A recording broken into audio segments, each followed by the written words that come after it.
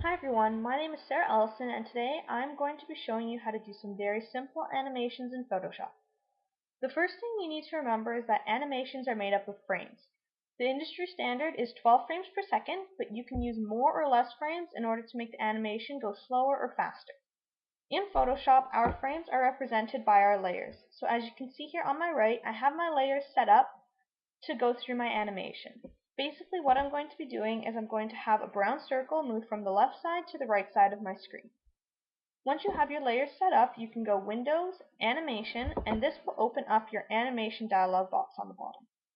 Sometimes it's going to open in Timeline, and that can be also worked with, but I find that working with the frames themselves is a lot easier. So if you want to as well, all you need to do is click on this icon at the bottom and it will convert it to the frames.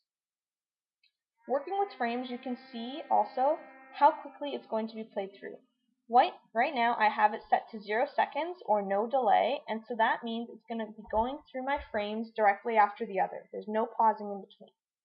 If you want to make your animation longer, you can change this to having a delay between frames, or you can just add more frames in and that will slow it down as well.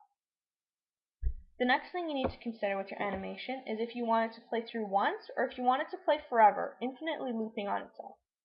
So right now I have it set to once. That means it's only going to play through one time. If I change this to forever, however, you can see that it's going to keep on playing through it over and over again. I want it to be one time though. So once you've decided whether you want it to be once or forever or however many times, and if you have any delay between the frames, you're going to save it. So you'll go File, Save for Web and Devices.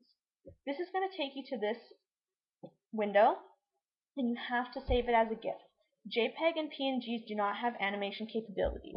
GIF is the only file type that does.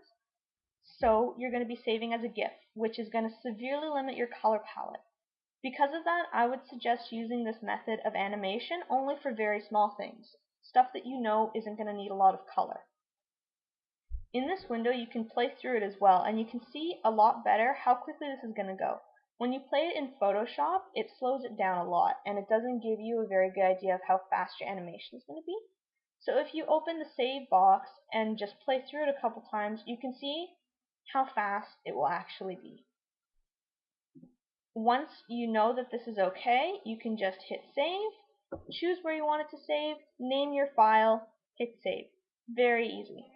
So now this is my file that I had prepared for you already, and that's it playing through one time. It's very fast, it's only 11 frames, and it's doing them in 1 second. And that's animating with Photoshop. Very easy to do, but like I mentioned, it's only really for small files and only for animations that don't need a lot of color. For anything else, you can use some of the media files, and maybe I'll do a tutorial at some point in the future on how to make animations with those programs. Until then, bye and happy animating!